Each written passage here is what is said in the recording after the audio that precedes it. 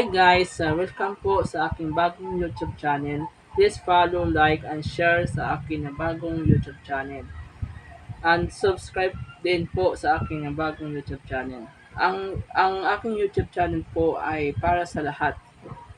Hindi lang po sa history, hindi lang po sa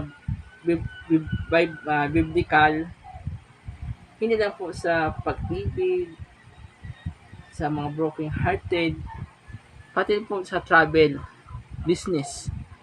Ang aking channel para sa lahat po 'to ang aking channel po. Kapag magtaka kayo na bakit iba-iba ang aking mga content, wag na po kayong magtaka.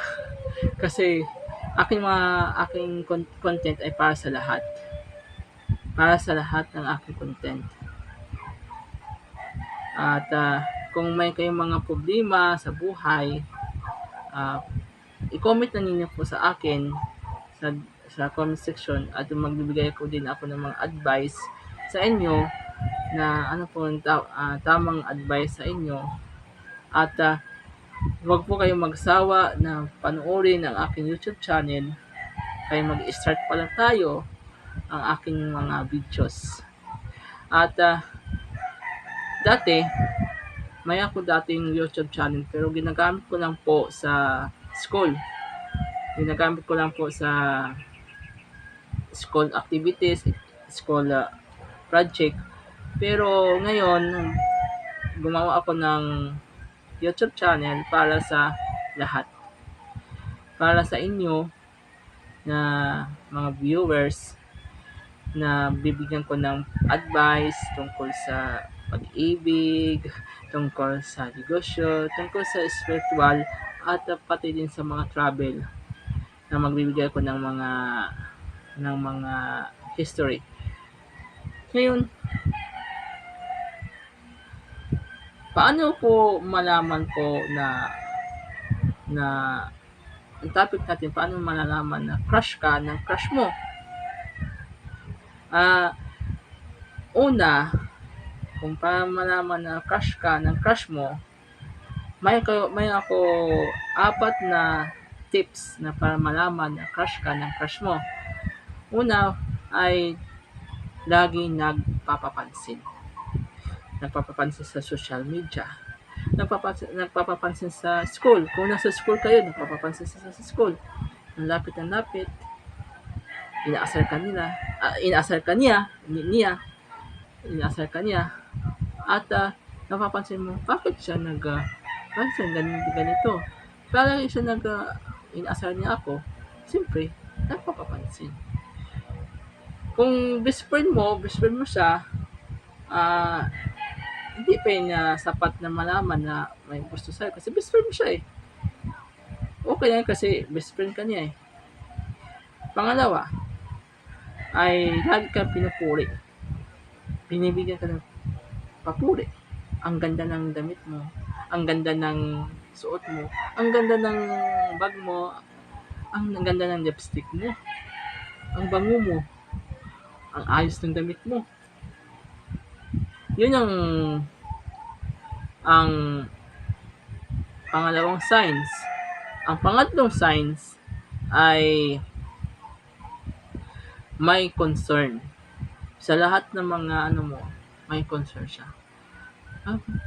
Kung may problema o nag-aalala din siya. Bakit siya may problema? Bakit may problema ka? Nag-aalala siya. May concern siya sa'yo eh. Ayaw ka niya masaktan kung may mag-away, may nag-away sa'yo. Asahan mo, palagi ka niya na damayan.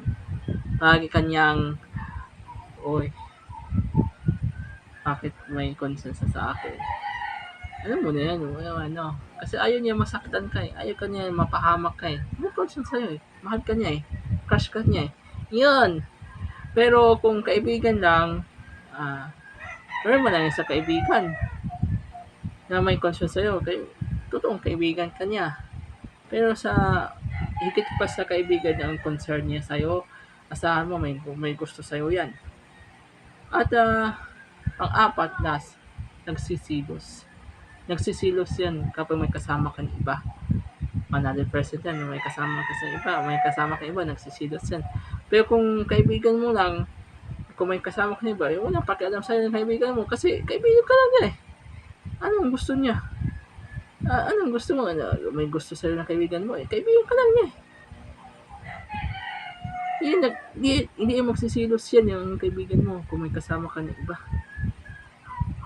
Pero kapag crush mo may gusto sa'yo, sino kasama mo? Sino ba yung nagka-chat mo?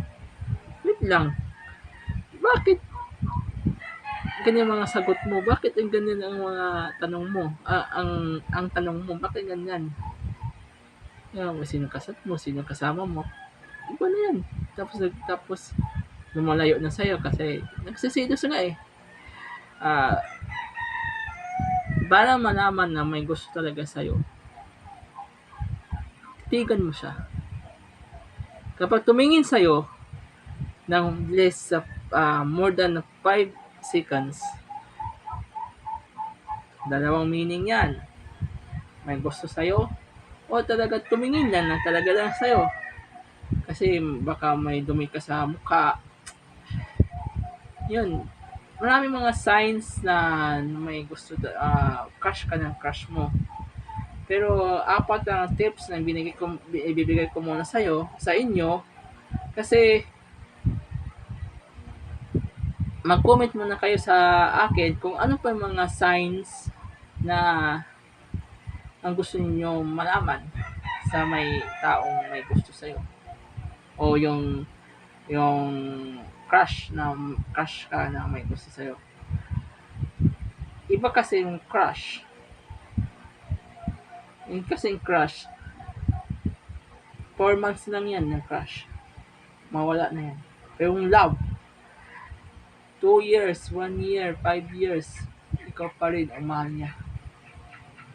Ikaw pa rin ang gusto niya, na magtataka ka na, bakit siya hanggang ngayon wala pa sa girlfriend? Bakit ngayon siya wala pa sa boyfriend? Kasi mayroon siya hinihintay na person na gusto niya na mahalin, kasama sa buhay. Yun po, yung ang atin ng topic ngayon. Sana po may po kayo na matutunan. Sunod ang topic natin ay about sa Bible. About sa Bible ang ating topic. Next na video ko po about sa Bible. Ngayon, ang topic na natin ngayon na nag-introduce muna ako sa aking sarili. Tapos siningit ko lang yung mga